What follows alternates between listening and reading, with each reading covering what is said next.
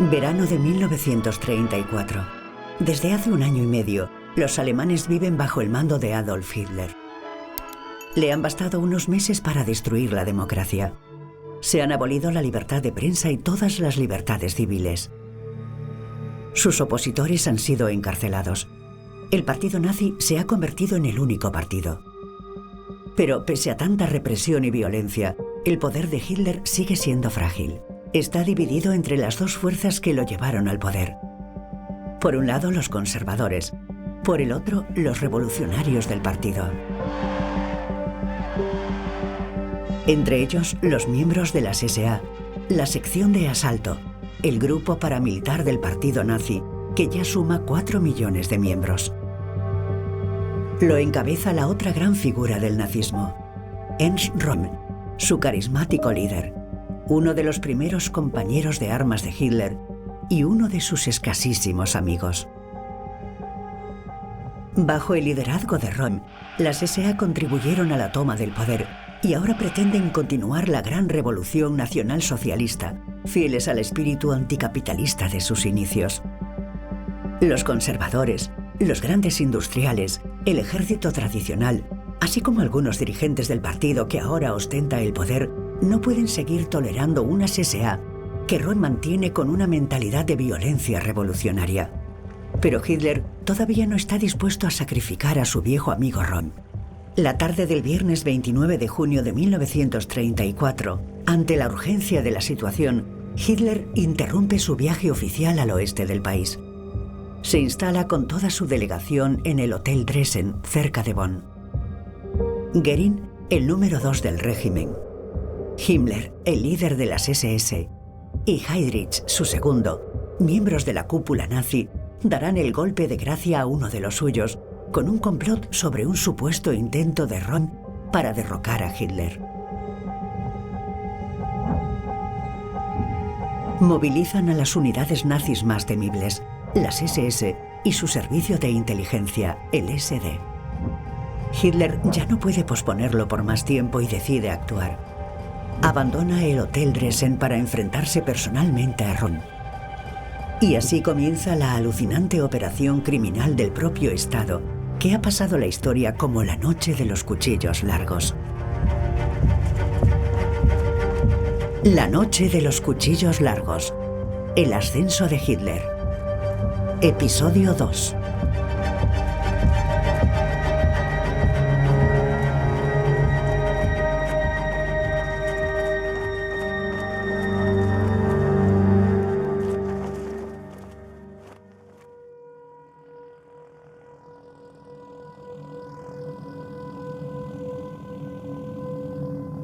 A las 2 de la madrugada despega de Bonn un avión con Hitler a bordo.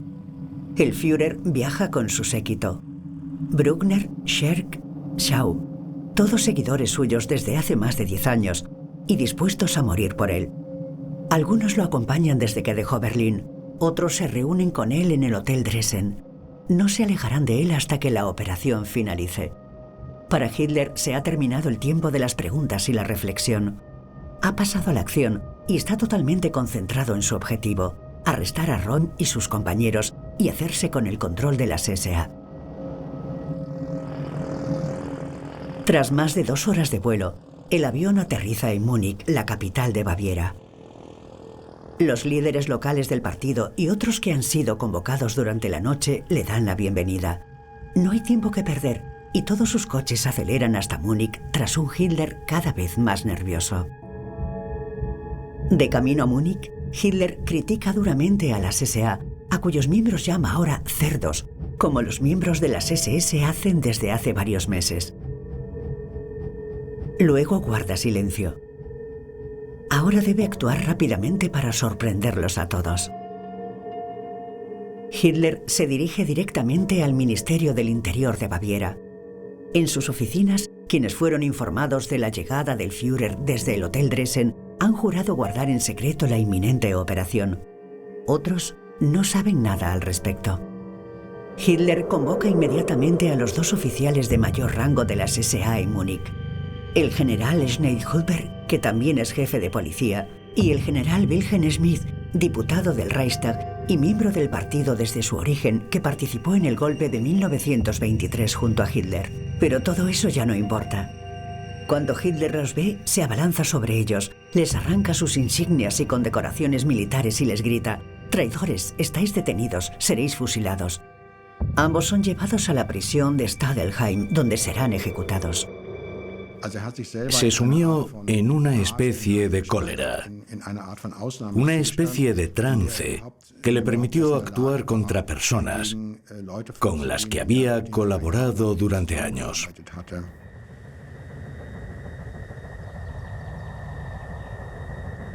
Encolerizado, Hitler no puede mantenerse inmóvil.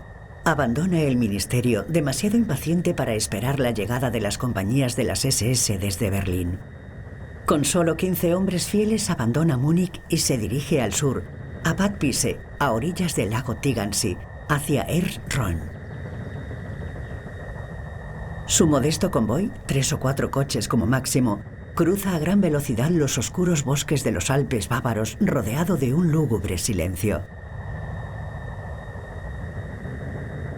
Hitler ha decidido ir al balneario Hanserbauer para enfrentarse personalmente a Röhm.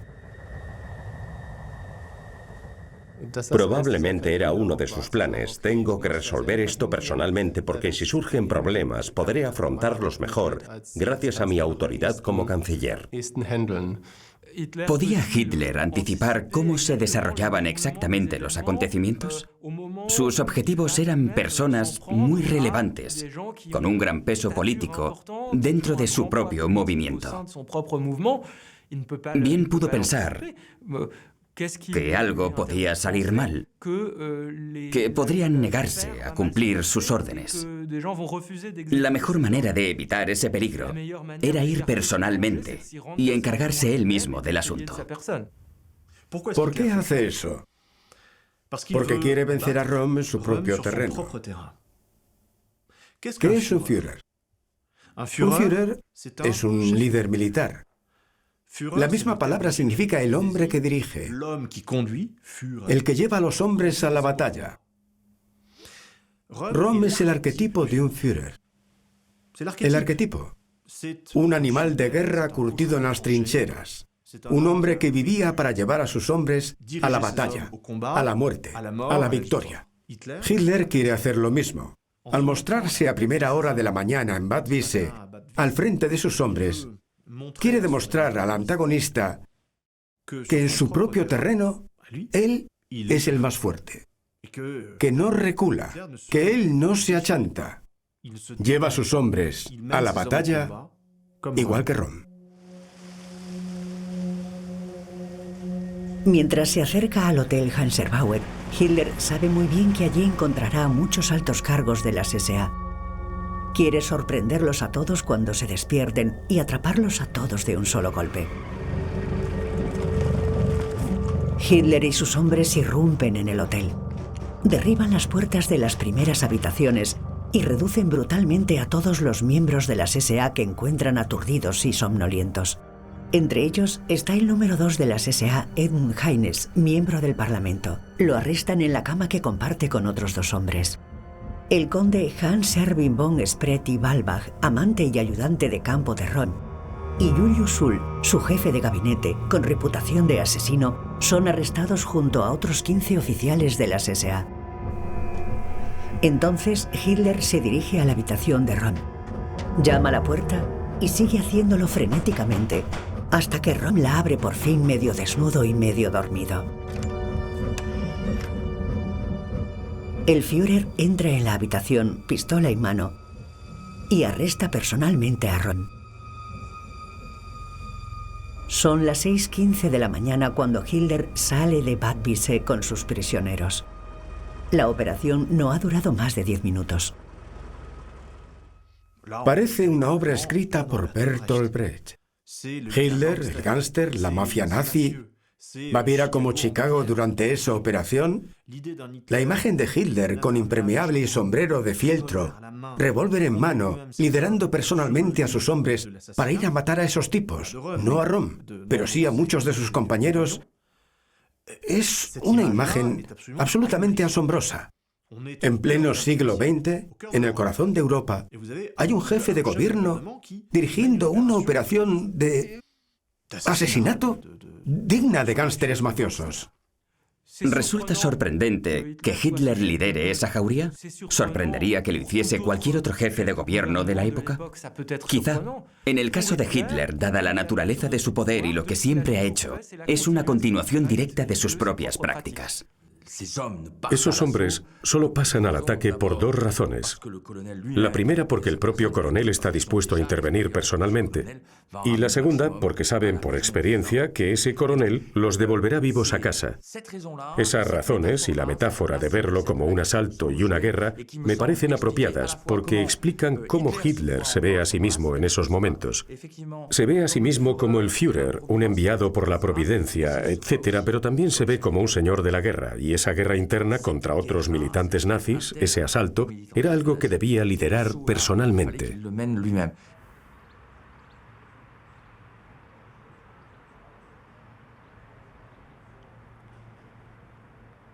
En cuanto regresa a Múnich, Hitler entrega a Röhm a las SS en la prisión de Stadelheim.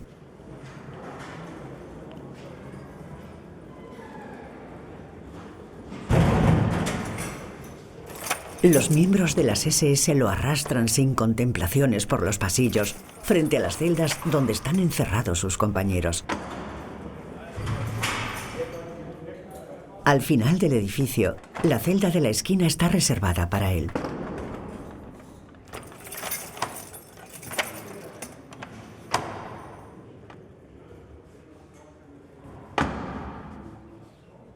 Una vez encarcelado Röhm, nada podrá detener la implacable maquinaria de represión.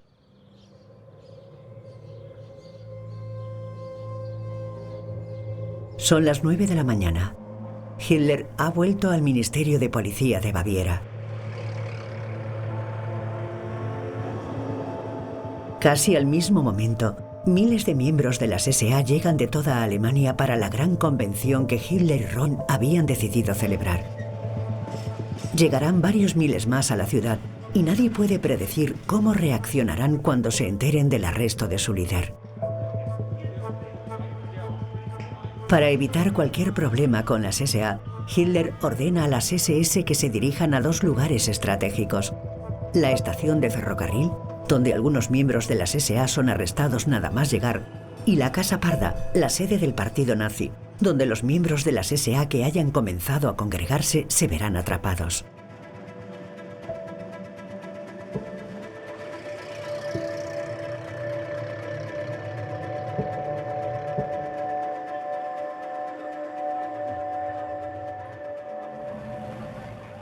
Durante la noche de los cuchillos largos, Hitler ordenará doblegar a 500.000 o más personas. Lo hace con el grueso de las SA de antes de la toma del poder. Es extraordinario. Podrían haber tomado las armas, podrían haber tomado el control de los centros de poder, pero las SS lo impiden. Las SS toman las oficinas de telegramas y de correos, los lugares estratégicos de poder, para impedir una posible revuelta de las SA. En Múnich, la situación está bajo control. A las 10, Hitler envía a Göring y a Himmler una palabra en código: colibrí. Es la señal para iniciar las operaciones en el resto del país. Los escuadrones asesinos de las SS reciben despachos con su misión, todos sellados con una esvástica. Contienen los nombres de las personas que deben ser arrestadas y ejecutadas por orden del Führer. También ordenan que la Reichswehr y la Gestapo intervengan solo como apoyo y se limiten a funciones de seguridad. La Reichswehr y la Gestapo son instituciones estatales, mientras que el SD, las SS y la Leibstandarte pertenecen al partido. Los jefes de las oficinas ejecutivas del SD envían listas a Berlín, donde están destinados Heydrich, Himmler y también Müller. Se notifica a los tres por Telex cómo proceder. Una cruz junto a un nombre significa que esa persona será ejecutada, encarcelada o dejada en paz. Da rienda suelta, por así decirlo, de forma muy controlada, a varias personas. En Silesia, por ejemplo, le dice a von Woyrsch: adelante, haz lo que quieras. y las SS masacran a varias decenas de miembros de las SA. Y como se trata de una sociedad de la información, todo lo que sucede en Silesia se divulgará. Organiza una represión bastante indiscriminada que costará la vida al menos a 70 u 80 dignatarios de las SA. Serán reemplazados durante un cambio radical de estructura y propósito de las SA. De una milicia revolucionaria pasará a ser una especie de estructura de acompañamiento de la sociedad. Y al mismo tiempo, mediante asesinatos selectivos, pero muy significativos, deja claro a las demás fuerzas que, si intentan algo, les puede pasar lo mismo. Probablemente fueron Göring y Hitler quienes tomaron esas decisiones. Desde luego, Hitler no dejó que Himmler y Heydrich decidieran por sí mismos quién iba a ser asesinado. Quería ser él quien los eligiera. En Múnich ya había ordenado el asesinato de varios altos dirigentes de las SA. Y al día siguiente, en Berlín, marcó en una lista los nombres de otras 60 personas que debían ser ejecutadas. Röhm no estaba en ninguna de las listas. Evidentemente, Hitler todavía tenía ciertos escrúpulos a la hora de matar a uno de sus más antiguos compañeros. Pero no por razones sentimentales, sino simplemente porque le preocupaba el impacto que tendría en la opinión pública el hecho de que el jefe del gobierno alemán hubiera hecho matar a su propio ministro.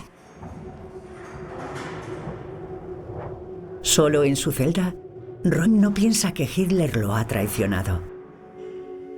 Hace apenas 6 meses, Hitler dijo en una carta que entregó a la prensa: «Debo agradecerle, Ernst Röhm, los inestimables servicios que ha prestado al nacionalismo y al pueblo alemán. Agradezco al destino que me haya permitido llamar a un hombre como usted amigo y compañero de armas. Con toda mi amistad, todo mi agradecimiento y todo mi respeto, Adolf Hitler, 31 de diciembre de 1933».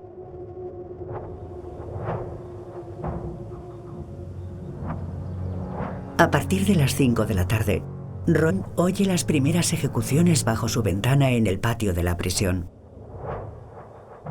Uno a uno van disparando a sus compañeros. Cada ejecución va precedida de la frase «Por orden del Führer, apunten, fuego», pronunciada por el propio Step Drigid, comandante de la unidad más prestigiosa de las SS, la Leibstandarte, embrión de las futuras Waffen-SS. Quienes son ejecutados son golpistas y por lo tanto traidores. Y los golpistas y traidores son ejecutados por un pelotón de fusilamiento. Y en segundo lugar es un asunto militar entre soldados dentro de un marco militar. Y el modo de ejecución según el derecho militar y el código de procedimiento del ejército alemán es el fusilamiento. Por lo tanto, la forma en que son asesinados es también un mensaje para cualquier persona de ese ámbito.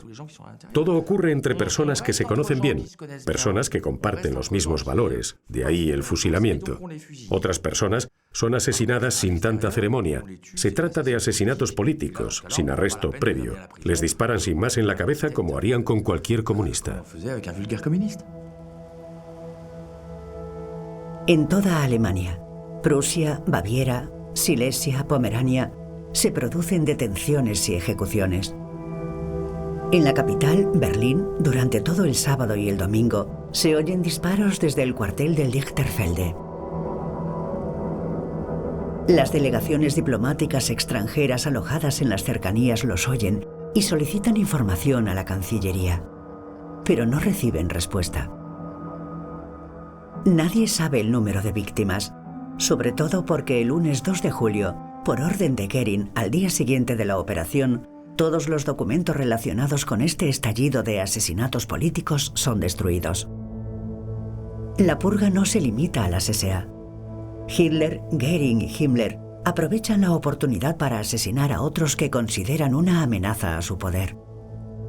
Por orden suya, las SS ejecutan en su despacho de la vicecancillería a Herbert von Bosse, autor del famoso discurso de von Papen en Marburgo. Otros hombres cercanos a von Papen son también asesinados a tiros.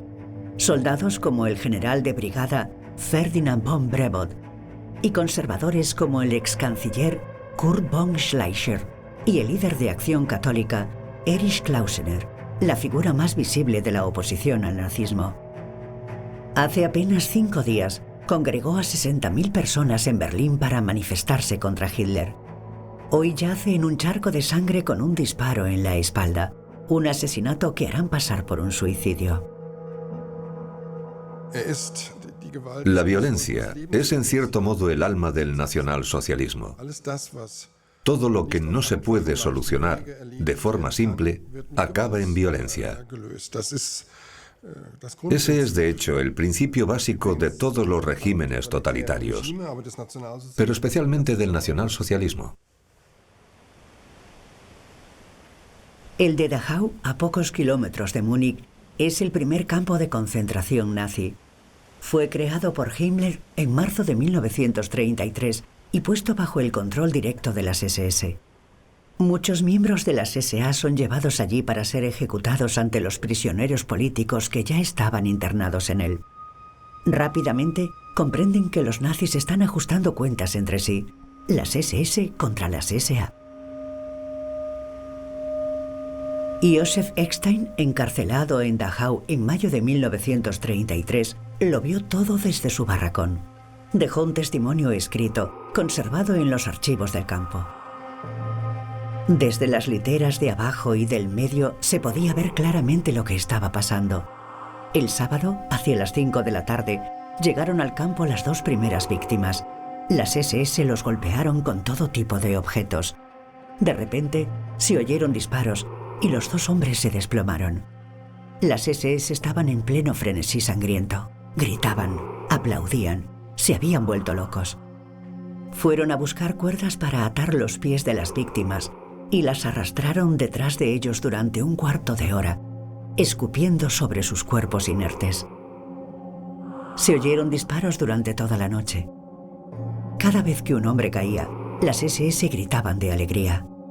El lunes, 33 cadáveres fueron enterrados en una fosa común completamente desnudos. Después los cubrieron con cal viva y luego con tierra.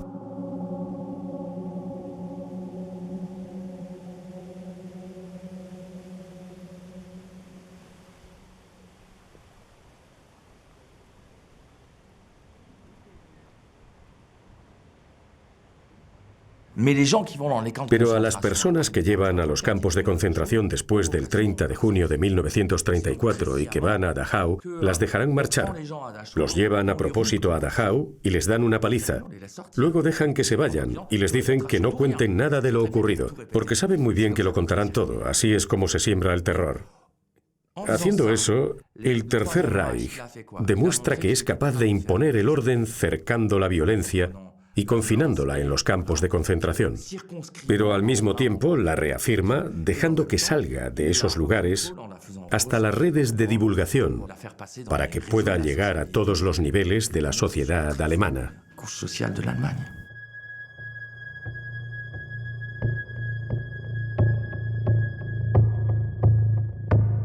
Berlín, domingo por la mañana del 1 de julio. Hitler regresó de Múnich en avión la noche anterior. Göring y Himmler se reúnen con él en la Cancillería y le piden que firme la orden de ejecución de Röhm. Desde hace más de 24 horas, las SS han encarcelado o asesinado a todos los que figuran en sus listas. Solo queda un caso pendiente: el de Röhm, el primer detenido de la mañana anterior. Hitler no se decide a hacerlo matar. Pero Göring y Himmler quieren su cabeza y conseguirán lo que quieren. A la 1 de la tarde, Hitler cede, pero con una condición: que se le dé a Röhm la opción de suicidarse para salvar su honor de soldado. Himmler telefonea a Theodor Eicke, un soldado nazi al que ha nombrado director de Dachau. Asigna a ese hombre de su confianza la misión de ejecutar a Röhm.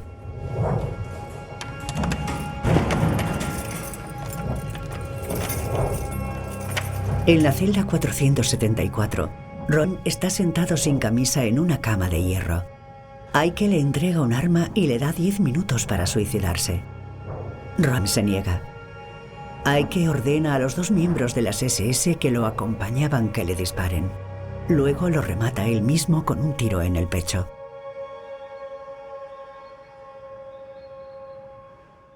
No creo que Röhm, dados sus valores morales y lo que pensaba de su relación con Hitler, esperara algo así.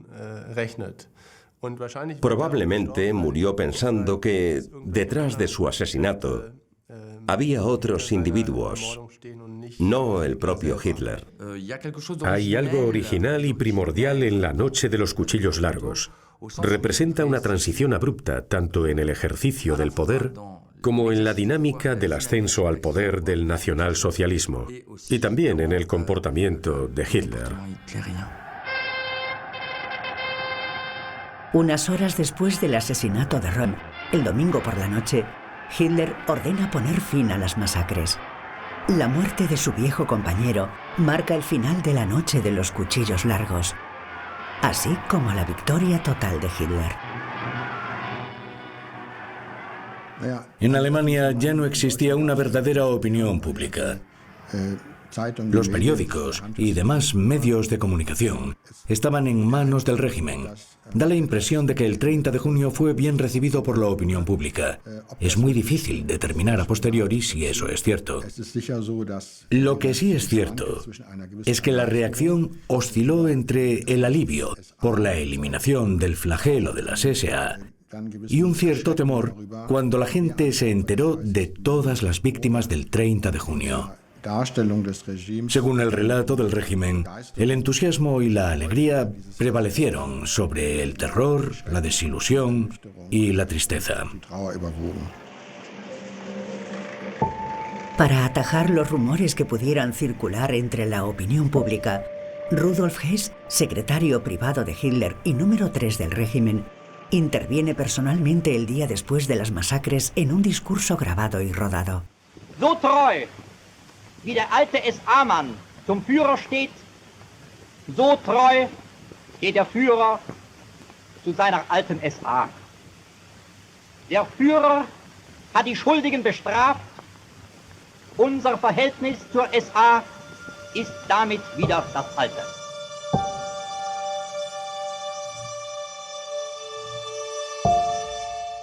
El asesinato de Röhm es una eliminación física, pero también son asesinados su recuerdo y su reputación. En los días siguientes a su muerte es difamado e insultado, calumniado y denunciado, no solo en el círculo más cercano a Hitler, sino también en la prensa. No solo por el hecho de ser culpable de alta traición, sino sobre todo por su homosexualidad. Se trata de destruir su recuerdo, su identidad y su honor, y de dejar atrás la amenaza de las SA de la forma más violenta y definitiva posible.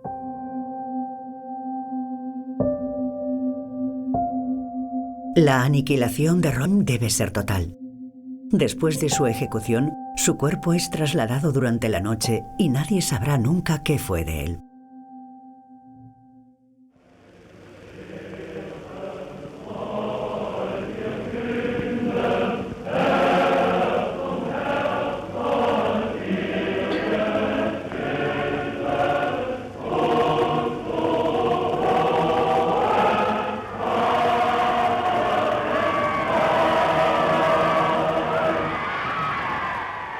Martes 3 de julio, 10 de la mañana.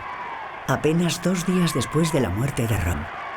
Desde la Cancillería de Berlín, un Hitler triunfante hace que su gobierno vote las medidas de autodefensa del Estado.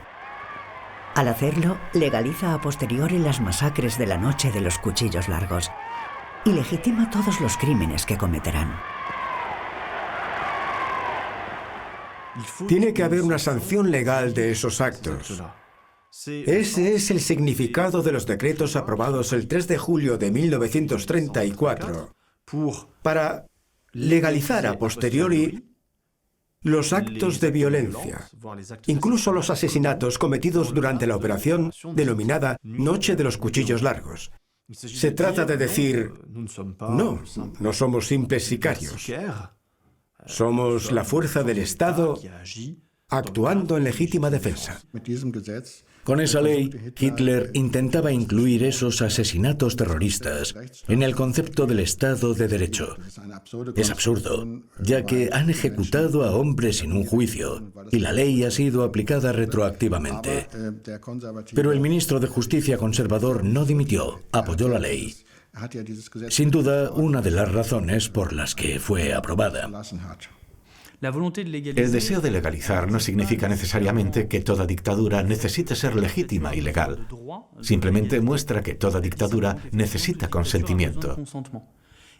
Y ese consentimiento no se basa necesariamente en la legalidad, sino en una legalidad falsa o aparente. Viernes 13 de julio, 3 de la tarde. 10 días después de la noche de los cuchillos largos, Hitler, en un discurso ante el Parlamento, ofrece su versión de los hechos. La historia reescrita por los nazis. Al día siguiente, el periódico oficial del partido, el Völkischer Beobachter, publica el siguiente titular en primera plana. Todo el mundo debe saber que el destino de quien levante la mano para atacar al Estado será la muerte. La propaganda nazi orquestada por Joseph Goebbels hace que el supuesto golpe de Estado de Ron, que habría amenazado al Estado alemán, pronto sea aceptada por todos. En su discurso, Hitler también arremete abiertamente contra la homosexualidad de Ron. La conoce desde hace mucho tiempo, pero ahora la utiliza, a posteriori, como un argumento oportunista, como si estuviera aplastando un foco de subversión de la pureza alemana. Evidentemente, la idea es acallar unas pocas muertes que tal vez sean las más importantes, los excancilleres, los representantes del ala conservadora, y reducir la noche de los cuchillos largos a una purga interna del partido. Eso transmite un mensaje mucho más neutral. He limpiado mi casa. Eso es lo que se dice. Y podemos ver incluso hoy, tanto en la opinión pública en general como en algunos libros, la influencia de esos argumentos propagandísticos. La noche de los cuchillos largos sistemáticamente queda reducida a lo que los nazis querían que representara. Según la propaganda nazi, fue una purga para eliminar ciertos elementos dentro del movimiento nazi y así salvar el Estado. Pero lo cierto es que destruyó los últimos cimientos del Estado de Derecho, que en realidad no existía de facto desde 1933.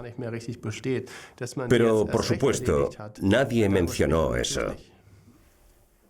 Con respecto a Hitler y a la construcción de su poder, no había necesidad de atacar a las SA, porque las SA no representaban ningún peligro. Las SA no se habrían movilizado, ni Roma habría hecho nada contra Hitler. El peligro venía de otro lugar. Venía del descontento del ejército y del entorno de Hindenburg ante los planes. Los supuestos planes de Ernst Röhm. Jueves 2 de agosto, 9 de la mañana. El mariscal Hindenburg fallece a los 87 años en su residencia de Neudeck como presidente del Reich. Con él desaparece el viejo mundo de la aristocracia alemana y la República de Weimar. Hindenburg era el último obstáculo que se interponía entre Hitler y el camino hacia el poder absoluto. La muerte de Hindenburg eliminó del panorama político alemán a una figura que, por su aura, seguía siendo una figura protectora, que en cierta medida seguía eclipsando a Hitler. Era el soldado de las trincheras de la Primera Guerra Mundial, que llegó a ser el gran mariscal y la principal figura del ejército alemán, y se había consolidado como presidente durante la segunda mitad de los años 20. Mientras se rinden homenajes póstumos al difunto presidente, el gobierno emite un decreto ley que fusiona los cargos de presidente y canciller en la persona de Adolf Hitler. A partir de ahora, Hitler concentrará todos los poderes. Los cambios constitucionales que se produjeron unas semanas después y la llegada de Hitler a la presidencia del Reich, esos dos acontecimientos, el crimen y la modificación de la Constitución, representan un punto de inflexión en la historia del Tercer Reich. El crimen pasa a formar parte de los cimientos de la dictadura que prevalecerá durante los años siguientes.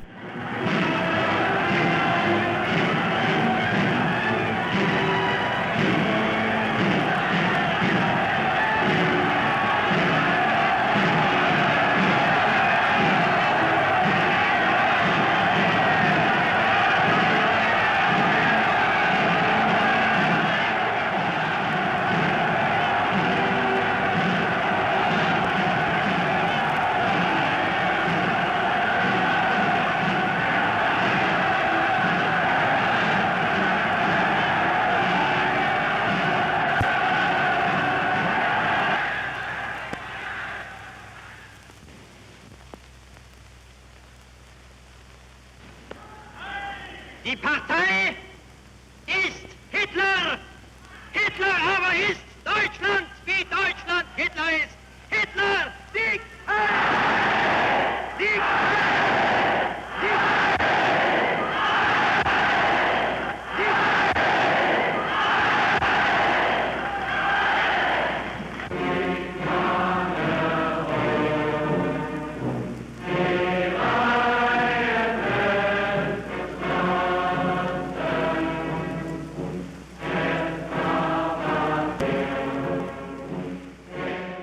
El plan de Hitler ha funcionado. Estaba decidido a dejar atrás la conquista del poder y hacer avanzar su régimen por el canal del aparato del Estado, del control del aparato estatal. Y lo ha logrado.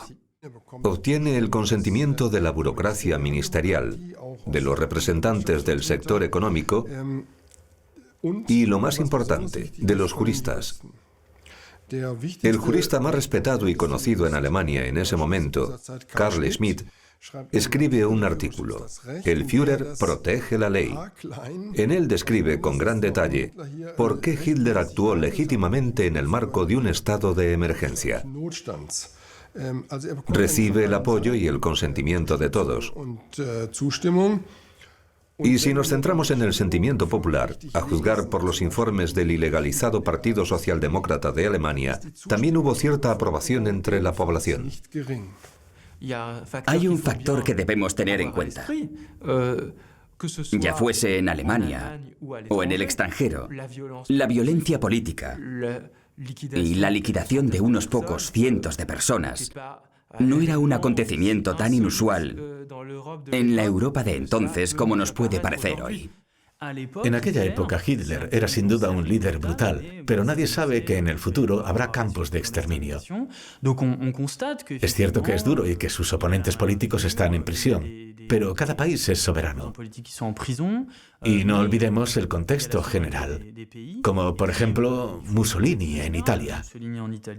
Cuanto más sabemos sobre esa época, más nos damos cuenta de que si esperamos ver indignación internacional, estamos imponiendo visiones y valores que no eran habituales en aquella época. Al final, Hitler no tuvo problemas para lograr que se aceptara su crimen fratricida, el de su mejor amigo y compañero de proyecto desde el principio. Era el precio a pagar por la lealtad de todo el aparato del Estado, de los políticos conservadores y, lo más importante, del ejército. La Reichswehr no participa directamente en los asesinatos, pero contribuye a ellos brindando seguridad, protegiendo y ayudando. Se convierte así, en cierto modo, en coasesina junto a Hitler. Y como resultado queda a su merced. En mi opinión, esa podría ser la faceta más importante, porque la Reichswehr ya no es una entidad independiente en Alemania como lo era hasta entonces. El lunes 6 de agosto se da un último paso que tendrá graves consecuencias. A partir de ese día y hasta el fin del Reich en 1945, los soldados prestarán juramento al propio Hitler. Todos repetirán ritualmente estas palabras. Hago ante Dios el juramento sagrado de obediencia incondicional a Adolf Hitler el Führer del Reich y del pueblo alemán, comandante supremo de las Fuerzas Armadas. Ich schwöre bei Gott diesen heiligen Eid. Ich schwöre bei Gott diesen heiligen Eid. Dass ich dem Führer des Deutschen Reiches und Volkes, dass ich dem Führer des Deutschen Reiches und Volkes, Adolf Hitler, dem obersten Befehlshaber der Wehrmacht,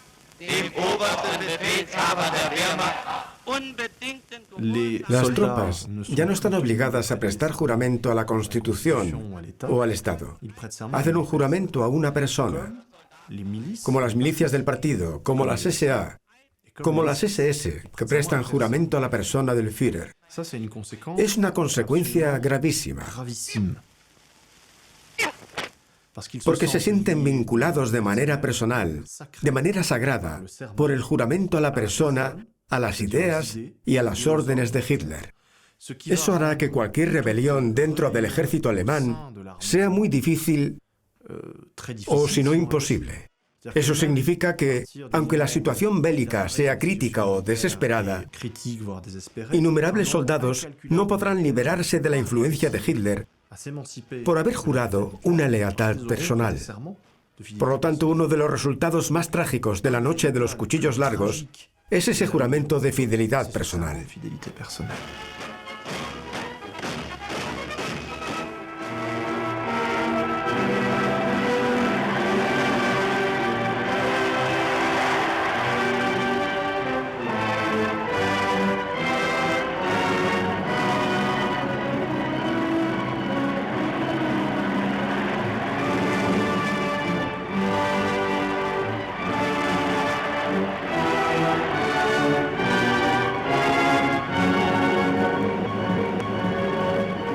Mediante el despliegue de sus tropas frente al líder del Reich, el ejército celebra su victoria con una imagen de poder recuperado.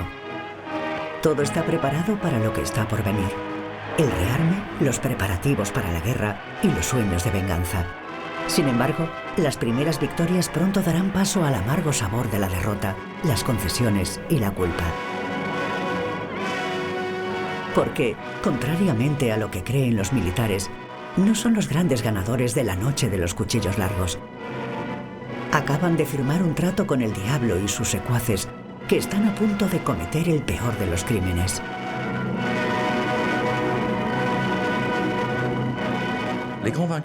La noche de los cuchillos largos deja dos grandes vencedores. El primero es Hitler. Se encontraba en una posición realmente complicada, con tantas facciones diversas comenzando a unirse en torno a sus críticas. El segundo gran ganador son, por supuesto, las SS, y en particular, incluso más que ellas, Heinrich Himmler, porque a partir de entonces, Himmler tendrá de facto en sus manos toda la maquinaria represiva del Tercer Reich. Las SS, hasta entonces una organización interna de las SA, pasan a ser autónomas. Himmler se hace cargo de toda la policía política. Se unen así la SD, la Gestapo, la policía política y los campos de concentración bajo el mando de Himmler y las SS. La noche de los cuchillos largos ha sido el verdadero bautismo de sangre que presagia todas las atrocidades futuras. Tras estos 3 días sangrientos, se construirán campos de concentración masivos, según el modelo de Dachau, todos ellos creados y administrados por las SS de Himmler. Algunos se convertirán en campos de exterminio del Holocausto.